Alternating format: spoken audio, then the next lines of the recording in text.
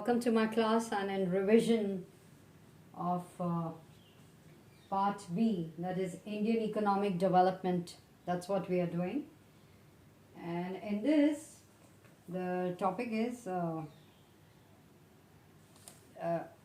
Indian economy on the eve of independence. So we have discussed in the previous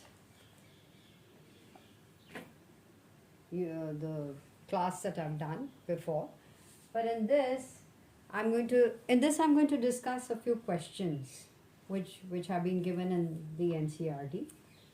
So here they are. So there are around 15 questions or 16 questions, and I'm going to do the first five. What was the focus of the economic policies pursued by the colonial government in India? What were the impacts of these policies? So, anyways, let me just tell you. Look at this. What was the focus of the first question? So, 1947, agriculture in poor condition, mineral resources were not fully utilized, they were not used, only few industries were there.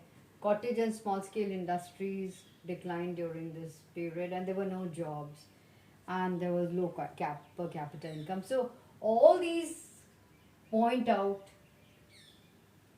that these were the policies that were pursued by the colonial government in India, and their impact was this. ऐसी policies follow करी कि impact क्या हुआ? Agriculture useless, poor condition, mineral resources were not fully utilised, industries भी कुछ कमी थी, ज़्यादा नहीं थी. Cottage and small scale industries जो थी वो डिक्लाइन हो गई थी, एंड जॉब्स भी नहीं थे. एम्प्लॉयमेंट कंडीशन तो बहुत ही ख़राब था. And you also have what is known as a low per capita income. तो ये सारी चीज़ें आपको देखने को मिलती हैं. और अगर आप देखोगे, if I can just explain a little, तो जो कलोनियल गवर्नमेंट जो था, the government, the British government, सिर्फ उनका कंसर्न था कि for the protection of their interest, protection and promotion of their interest. That was their main problem. They just wanted that. So for that, what did they do? And that means economic interest of their home country, their own country. They were not bothered about development of the Indian economy. That was not on their minds. So if you have nothing on that, then what will happen? There will be no good for everybody. Good for the country, good for the Indians तो था ही नहीं, कुछ था ही नहीं. So under developed economy थी. Under developed economy में क्या होता है? इकोनॉमी में ज़्यादा लोग एग्रीकल्चर में थे, और एग्रीकल्चर में थे तो क्या हो गया? एग्रीकल्चर ही पोर कंडीशन में था. मिनरल रिसोर्सेज भी फुली यूटिलाइज नहीं किया, और ठीक से नहीं, और वेस्टेज ऑफ रिसोर्सेज हो रहे थे बहुत सारे. इंडस्ट्रीज कम थी, जो उनको चाहिए थी वो होती थी.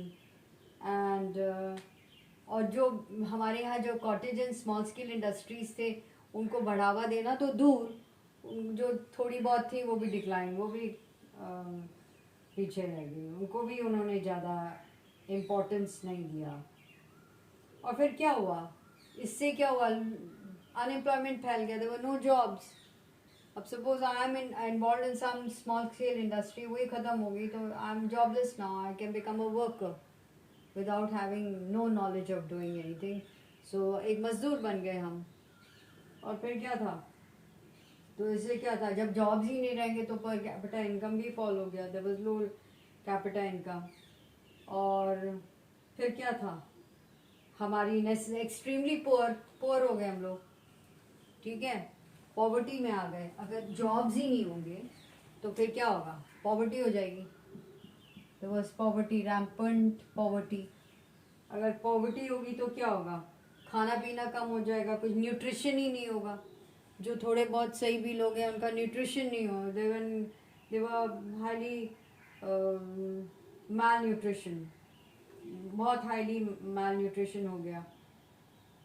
ठीक है, and balanced diet नहीं था, and so they had a very miserable life. Second question देखो, name some notable economists who estimated India's per capita income. तो इसमें सबसे इम्पोर्टेंट था जैसे Dadabhai Naoroji, V K R V Rao, William Digby, Findlay, Shirras, R C Desai. ना ये सारे word नाम लिखे हैं, आपने क्या करना है, इनके बारे में थोड़ा थोड़ा पढ़ो, देखो क्या किया था। यू शुड हैव दैट, आप में जिज्ञासा होनी चाहिए, you want to learn, you want to find out कि क्या लिखी, कौन सी किताब लिखी थी दादा भाई नारोजी ने, ये आपने फाइंड आउट करना था। किसमें we K R V Rao ने एस्टिमेट दिखाया था कि पर कैपिटा इनकम कितनी है, विलियम डिग्बी ने कहाँ दिखाया था, फिनले शिराज ने कौन सी किताब में या कौन से पेपर में लिखा था, आरसी देसाई, ये आप पता करोगे। So you know what, these are the questions, but of course you get a 1 mark question, you will answer it like this. Next question बोलता है कि what were the main causes of India's agricultural stagnation during British time. So causes क्या थे, सबसे important आपको पता है land tenure system ही गड़बड़ था। लैंड टेन्योर सिस्टम में क्या था, जमींदारी सिस्टम था, और लैंडलॉर्ड्स को बोल दिया जी आप रेंट कलेक्ट करके हमें दे दो। So that was a land tenure system, zamindari system. In this you can write about the zamindari system. All right. So zamindars were actually जिसको semi-feudal lords या वो they were really all in all. So they were the ones who would collect rent and ruthlessly. They didn't bother. इस साल सही production नहीं हुई, कोई बात नहीं, हमें तो मेरा शेयर दे दो आप, और जैसे भी उसमें they took many of these farmers became landless labourers there, exploitation बहुत था। इनके जो एजेंट्स भी थे अनसिम्पैथेटिक थे, they had no empathy for the peasants. So intermediaries land tenure system में एक्चुअली महलवारी ये सारे सिस्टम थे, तो they were the ones who really benefited from it. फिर सीधा कमर्शियलाइजेशन ऑफ एग्रीकल्चर, इसमें आपने देखा होगा कि ज़बरदस्ती का दे आस्क्ड यू टू, जैसे you have this story about the indigo, you have to grow indigo somewhere. So with that the instead of everybody was asked to just grow that, कि भाई हम आपसे खरीद लेंगे, लेकिन उससे क्या होता है, फैमिन वगैरह भी हो गई, वह ओपियम भी बहुत करते थे, whatever it was like they asked them to produce those crops which could be sold in the market. जिससे आपको उन्होंने बताया, बड़ा अच्छे से डिस्क्राइब किया कि जब आप जब करोगे प्रोड्यूस, आपको इसके बदले में पैसे मिलेंगे, पैसे से आप खरीद लेना जो भी आपको भी राइस या मिलेट्स या जो भी पल्सेस चाहिए, पर वो हो नहीं पाया। सो इस तरह से फूड क्रॉप्स की प्रोडक्शन गिर गई एंड फैमिन्स होने शुरू हो गए। ठीक है, फूड क्रॉप्स फॉल हो गए, production of food crops fell down, famines हो गए, all of that you can mention. So obviously it had a very adverse impact on the farmers of India. फिर जी हो गया था partition of the country. India's agricultural stagnation में partition of country में क्या हुआ था कि जो रिच प्रोड्यूसिंग एरियाज थे और west Punjab and Sindh went to Pakistan, और फूड क्राइसिस हो गया। This partition actually created a food crisis in the country. ठीक है, तो जैसे यहाँ पे भी so what happened was Indian agriculture mainly became backward हो गया and stagnant हो गया। ठीक है, okay, now we come to the next question, and whatever these, see, why have I written these three, you must at least mention this, and if you have one or more 2 points you can write them down, उसको तुम आप लिख सकते हो। next is name some modern industries at the time of independence। तो एक तो जमशेदजी टाटा ने शुरू की थी Tata iron and steel company इन 1907। ठीक है, ये जो थी जमशेदपुर बिहार में थी, और ऑब्वियसली थोड़े और भी industries like sugar, cement, chemical, paper industries भी शुरू हुई थी, and basically their aim was to see that जो वर्ल्ड वॉर 2 के टाइम में they needed all of this. Now the next question is, What was the twofold motive behind the systematic deindustrialization effected by British in pre-independent India? तो दो fold motive क्या था कि industrialisation को ख़त्म करने का जो ब्रिटिश ने किया प्री इंडिपेंडेंट इंडिया 1947 से पहले क्या था? Why did they absolute why were they so interested in it?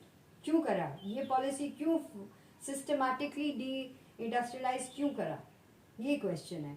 इसका प्राइमरी मोटिव यही था कि ब्रिटिश गवर्नमेंट का एक तो था कि उनकी वहाँ पे इंडस्ट्रियल रेवोल्यूशन हुआ था जहाँ पे फैक्ट्री एंड मशीन से प्रोडक्शन शुरू हो गया था. So they needed lot of raw material. So उनका मेन मकसद था कि हाँ से एक्सपोर्ट करो raw material to feed their industries over there. ये था. तो पहला तो ये था. और सेकंड क्या था? वहाँ से जो बनी चीज़ें हैं फिनिश्ड गुड्स जो हैं वो यहाँ के लिए एक मार्केट बना दे. ठीक है. To sell those goods which were manufactured there. वहाँ जो मैन्युफैक्चर्ड गुड्स थे वो यहाँ पे इंडियन मार्केट में प्राइस अच्छे प्राइस में बिक जाती थी. तो ये इस तरह से एक तरह से एक्सप्लॉयटेशन ही तो था. ठीक है. So these are the 5 questions. I am going to do the next 5 questions and I hope you've understood this. Please write it in your notebooks and see that you learn them up and connect it to your questions there. But the answer and question should be understood in that light. Okay.